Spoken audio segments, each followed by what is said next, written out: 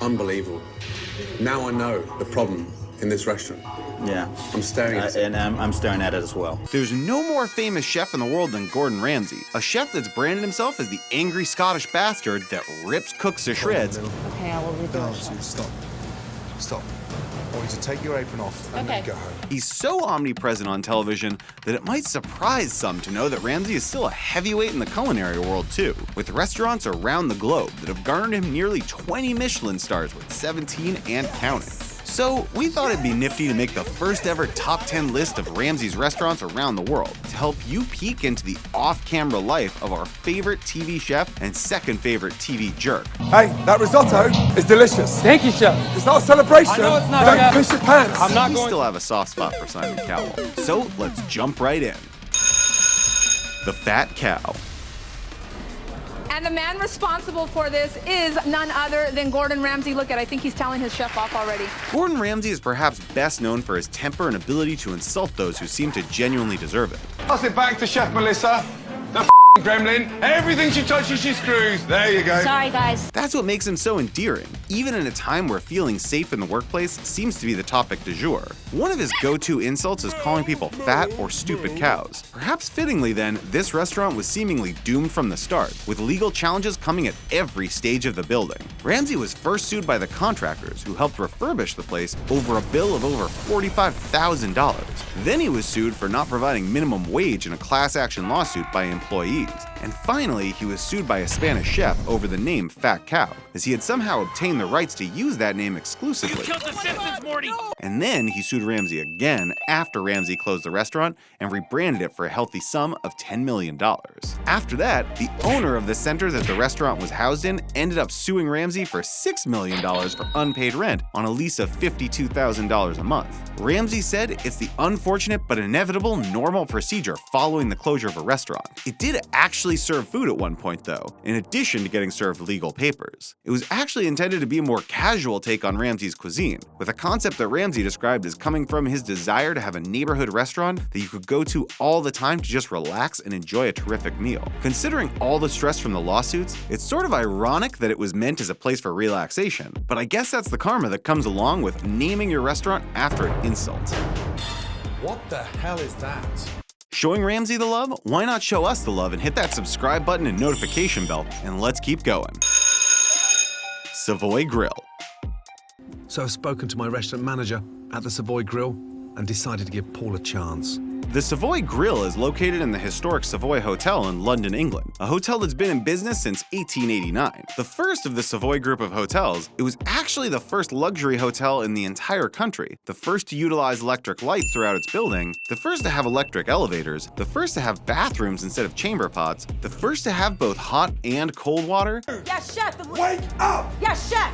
Get out! and the first to have many other amenities that most of us take for granted at a Motel 6 these days. With elements of Art Deco surrounding it, the Savoy Grill is managed by Ramsay and the CEO of the Gordon Ramsay Group. There are also 6 private dining rooms within the Savoy Grill, which is a nod to the Gilbert and Sullivan operas that used to take place at the hotel. The grill did have a Michelin star at one point, but after they lost it, they decided to shut down and reopen with a new menu. That menu met mixed reviews, but it's still in business and feels like a trip back to the 1920s.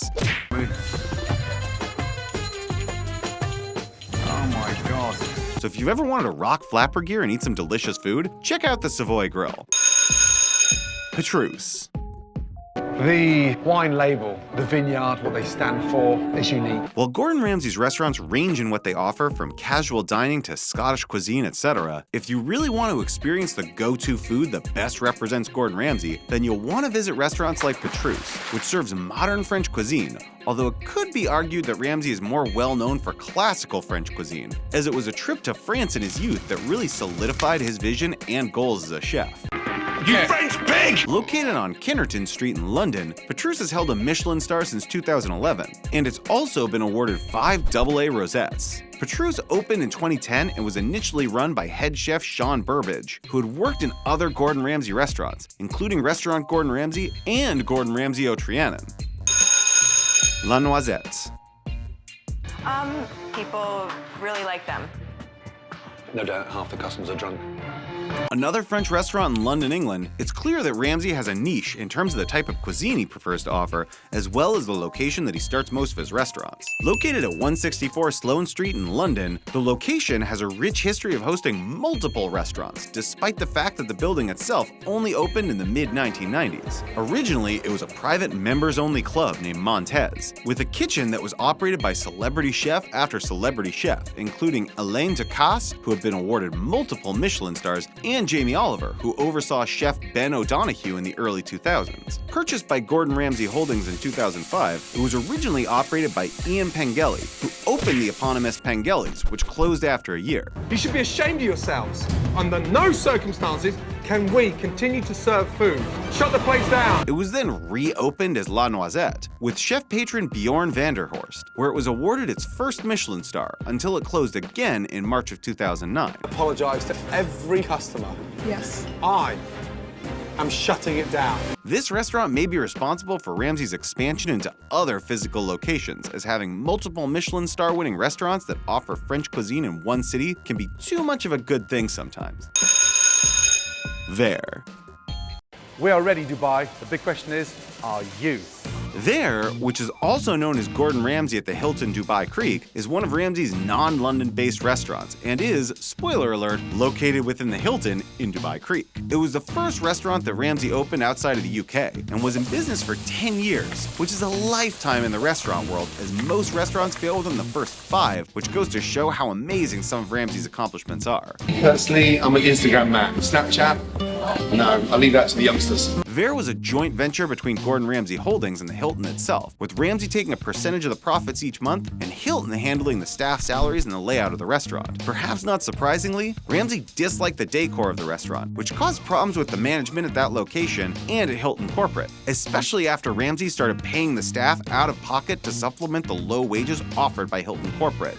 I want to dig into Gordon's 2 dishes more than anything right now. Despite those problems, multiple top chefs have worked at Verre, including Angela Hartnett and Jason Atherton, who both ended up winning Michelin stars when they returned to the UK. Verre was at one point also named the best restaurant in the Middle East. Finger out. It's got to keep that finger out. You need to practice, man. Which means a lot when you have places like Dubai and the United Arab Emirates, oil-rich countries with money to burn on fancy restaurants. Union Street Cafe. The Union Street Cafe is a restaurant with an urban and casual style. Union Street Cafe was the first restaurant that opened after Ramsay had a falling out with his father-in-law, who had been embezzling from the company and ended up getting charged and convicted with a conspiracy to hack the internal records of Gordon Ramsay Holdings. Again located in London, it moved away from Ramsay's typical go-to French cuisine and offered Mediterranean instead, the focus being on Italian dishes. We try to bring you is the flavor that we got back home in Italy. The head chef is David Di Giovanni, whose name explains the cuisine, which is part of a menu that changed daily. The restaurant originally had the financial backing of the most famous soccer player in the world, David Beckham, which helped hype the place to the point that it had over 10,000 booking requests before the doors even opened. David Beckham scores the goal to take England all the way. While Beckham actually didn't end up investing in the restaurant, the hype surrounding his involvement was seemingly priceless. Beyond that, the restaurant had over 2,500 booking requests in the first 4 hours of its website's launch as well. Your mind must be somewhere else. If you're mistaken, twice, called for Seabass. Which helped the place stay fully booked until the end of its first year. Launched in 2013, it's still in operation, and considering its ever-changing menu, it's a place that you'll want to go to visit again and again, especially if you like Italian food. Murano. We're in Murano restaurant in Mayfair in London. My name's Angela Hartnett and I'm the chef proprietor. Murano is yet another London, England restaurant that was opened in August of 2008, with both Gordon Ramsay and Chef Angela Hartnett helming the cuisine. Another Michelin-Star masterpiece, the Murano has retained the star since it earned it back in 2014. In a review by Matthew Norman of The Guardian, Murano was lauded as having staff service that was called superb and food that was called majestic. It also received an 8.5 out of 10 rating by Jasper Gerard of The Telegraph. The fact that it was helmed by a female head chef, a rarity even in today's restaurant world, was also something that a lot of the reviewers pointed out, with one going as far as to say that the cuisine proved all the chauvinists wrong because of Hartnett's involvement. Ironically, it's now helmed by a male chef in Oscar Holgado, who's kept the quality going as it still retains its Michelin star. Perhaps because Hartnett owns the restaurant as well and is heavily involved in its day-to-day. Take that, men who think women should stay in the kitchen but don't want a woman in the kitchen. Oh, yeah. You and you. Off. Get out. Angela Hartnett at the Connaught. The Connaught's part of British tradition. But it's not British tradition, that's British stodge. Ignoring his critics, Gordon replaced the old French chef with his protégé, Angela Hartnett. Speaking of Angela Hartnett, she's clearly earned her trust with Gordon Ramsay, insofar that he's opened up a restaurant with her and even let her copy the way that he names his places. But some of the Connaught's rich and famous regulars are appalled at the thought of a Ramsay invasion. Located within the Connaught Hotel, this is a 5-star restaurant that first opened in 1815 as the Prince of Saxe Coburg Hotel and was an offshoot of sorts in and of itself, in that it was opened after Ramsay successfully launched another restaurant within the Claridge Hotel. Another Michelin-Star winner, the Equity Group initially asked Ramsay to relocate his namesake restaurant into that location, as it was replacing the legendary Connaught restaurant that was run by chef Michel Bourdin for a quarter of a century. The menu was described by Hartnett as having Mediterranean influences, based on her roots as an Italian, and is ironically one of the least Gordon-esque restaurants on this list, as Hartnett made a point to not simply copy her mentor's food. That shows what an innovator Hartnett is, and what a great mentor Ramsay is, as despite what some may think, his ego isn't so large that he insists on those he mentors to do things exactly the way he would do them. Hey, you! Leave the jacket and get out! Get out! Amaryllis. Scotland, home of the brave. Amaryllis was a restaurant that opened in 2001 and closed in 2004. You may wonder why a list of top restaurants include restaurants that only lasted a few years, but the reality of opening or starting a place is extremely complicated, as the restaurant industry is actually one of the most difficult to succeed in. They may take our lives, but they'll never take our freedom! Even when you've got the name recognition behind your restaurant that Ramsay has. Located in Glasgow, Scotland, Amaryllis received a Michelin star in its second year of business, 2002, which it held until it closed in 2004. Ramsay was actually born in Glasgow. As a boy, I dreamt of playing professional football for my favourite local team, Glasgow Rangers.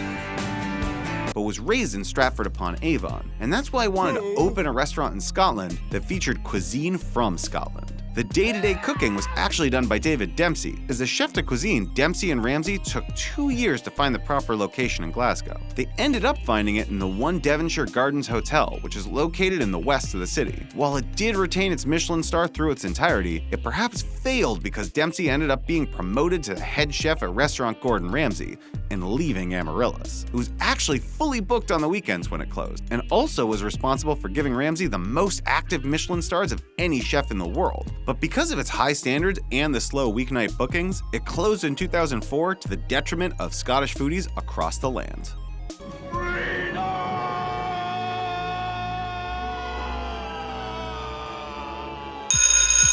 Restaurant Gordon Ramsay. Ready. Jeez, no new 3 stars. Yeah, no. The aptly named Restaurant Gordon Ramsay is the first restaurant that Ramsay opened, and is definitely the most prestigious. I don't like admitting it, but I am a self-confessed perfectionist. Awarded 3 Michelin stars since it opened in 1998, Restaurant Gordon Ramsay is located in London, England. Also known as Gordon Ramsay at Royal Hospital Road, the restaurant does have some critics as well, namely from the Harden's Restaurant Guide, which has listed it as one of the most overpriced restaurants in the UK, Fairy dust. as well as one of the most disappointing. You're blind, my friend. No. If you're not blind, you're clueless, you know that. Other guides disagree, like the Michelin Guide or the Good Food Guide, which lists Restaurant Gordon Ramsay as the second best restaurant in the UK, after the Fat Duck, which is located in Bray, Berkshire, which means that it lists Restaurant Gordon Ramsay as the best restaurant in all of London, which by itself is a restaurateur's dream. If you find yourself in the UK and you're looking for classical or traditional French cuisine, Restaurant Gordon Ramsay is a must visit. Just remember to bring a credit card with a high limit. Currently run by Larry Jayasakara, who won the 2016 National Chef of the Year competition in the UK, the inside of the restaurant was designed by the same people who designed the beautiful Savoy Grill and the York Alley in Albany. In addition to its modern French cuisine, the wine list includes over 2,000 bottles. The food has been described as distinctly Gordon Ramsay in composition, version, which again makes it one of the best representations of Ramsay's cuisine out there. Stop off and take a bite out of our videos by clicking that subscribe button and notification bell. Thanks for watching, and we'll catch you next time.